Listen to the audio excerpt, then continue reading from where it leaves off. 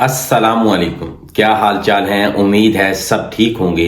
Series की आज की वीडियो में हम ये डिस्कस करेंगे कि रोमानिया में या यूरोप में कहीं पे भी अगर आप फूड डिलीवरी का काम करते हैं तो आपसे जो फूड डिलीवरी का बैग है उसकी सिक्योरिटी क्यों ली जाती है।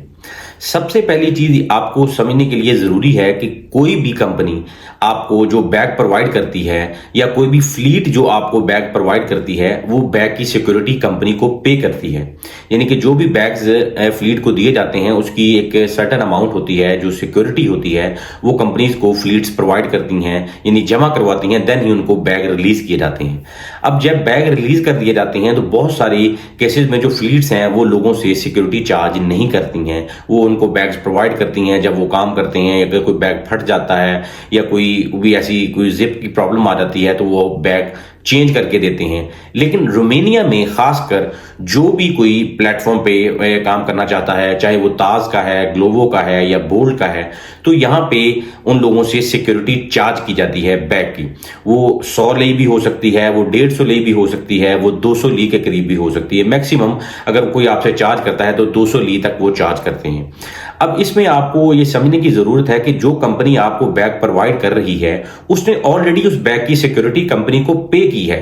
लेकिन पहले ये क्या होता था कि रोमानिया में जो लोग डिलीवरी का काम करने के लिए आते थे उन लोगों से फ्लीट्स जो सिक्योरिटी चार्ज नहीं करती थी वो उनको बैग्स प्रोवाइड करती थी और लोग अपना काम करते थे। अगर कोई बैग का प्रॉब्लम होता था वो फ्लीट को वापस करके नया बैग ले लेते थे।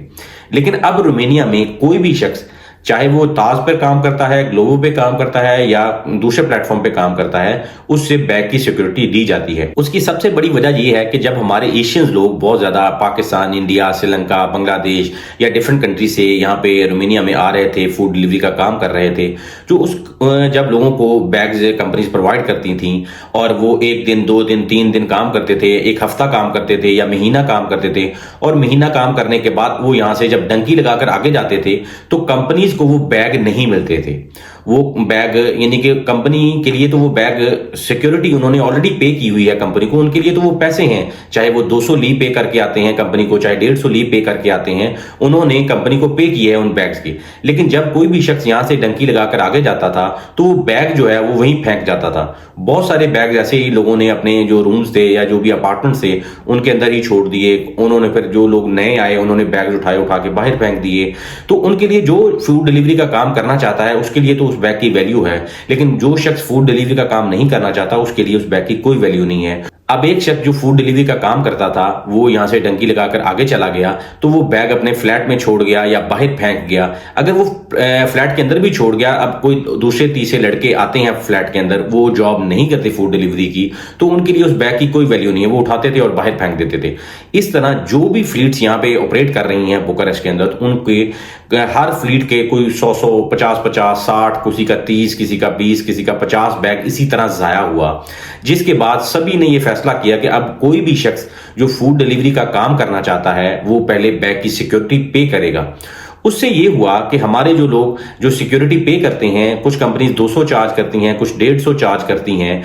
अब जो शख्स भी यहां से डंकी लगाकर आगे जाना चाहता है वो सबसे पहले वो बैग कंपनी को प्रोवाइड करके आता है, क्योंकि उसको अपना 150 ली सिक्योरिटी वापस लेनी होती है। पहले जब कंपनी सिक्योरिटी चार्ज नहीं करती थी कोई भी ये बॉदर नहीं करता था कि यार बैग हमने वापस प्रोवाइड करना है, वो बैग वहीं छोड़ते थे और आगे चले जाते थे। अब कोई भी शख्स जो इलीगल डंकी लगाकर आगे जाना चाहता है वो मोस्ट ऑफ द केसेस में अपना बैग डिलीवरी वाला वापस देकर आता है फ्लीट को कि मैंने अपना 150 ली जो सिक्योरिटी है वो वापस में ले लूं। इस वजह से यहाँ पे जो कंपनीज हैं वो आपसे सिक्योरिटी चार्ज करती हैं कि जब भी आपने कहीं जाना है या जो भी आपका अगर कोई, ये जरूरी नहीं है कि आपने डंकी लगा के आगे जो इलीगल चले जाते हैं वही लोग सिर्फ बैग को जाया करते थे। बहुत सारे लोग जो फूड डिलीवरी का काम यानी 1 वीक करते हैं उसके बाद उनको अच्छा नहीं लगता कि ये मेरे लिए नहीं है, तो बैग वापस प्रोवाइड नहीं करते थे फ्लीट्स को। तो इस वजह से बहुत ज्यादा बैग्स जाया हो रहे थे। तो तब जब उन्होंने 150 या 200 ली चार्ज करना स्टार्ट किया तब कोई भी शख्स अगर काम छोड़ना चाहता है या यहां से इलीगल भागना चाहता है वो अपना बैग वापस फ्लीट को देकर आता था अपना 150 या 200 ली लेने की खातर।